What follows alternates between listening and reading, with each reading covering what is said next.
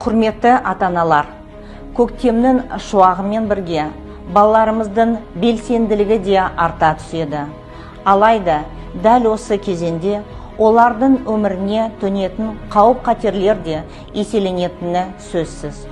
Осы орайда балалардың құқықтарын қорғау комитеті ата-аналарға, мұғалімдерге және барша ересектерге балалардың күнделікті өміріне мұқият қарауға шақырады.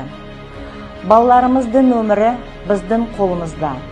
Әрбір ата-ана сақтық шараларын ұстанып, қауіпсіздік ережелеріне бей-жай қарамауы тиіс.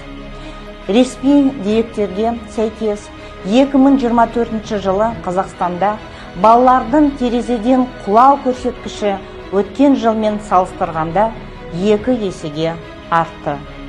Әсіресе 2-5 жас аралығындағы бүлдіршіндер үшін бұл аса қауіпті.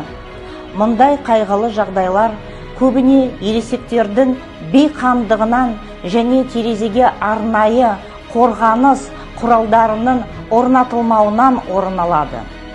Сондай-ақ суға кету оқиғалары алаңдатарлық деңгейге жетті. 2024 жылы елімізде балалардың су айдындарында қаза табуы өткен жылмен салыстырғанда 1,5 есеге өскен. Бұл әсіресе 10-16 жас аралығындағы балалар мен жасөспірімдер арасында жиі кездеседі. Мұның басты себептері қараусыз шомылу және арнайы рұқсат етілмеген жабдықталмаған су айдындарында суға түсу. Қайғылы оқиғалардың алдын алу үшін мына қарапайым, бірақ аса маңызды ережелерді есте сақтаңыз. Бірінші, терезелерге сақтық құрылғыларын орнатыңыз. Арнайы құлыптар, торлар балалардың құлауына жол бермейді.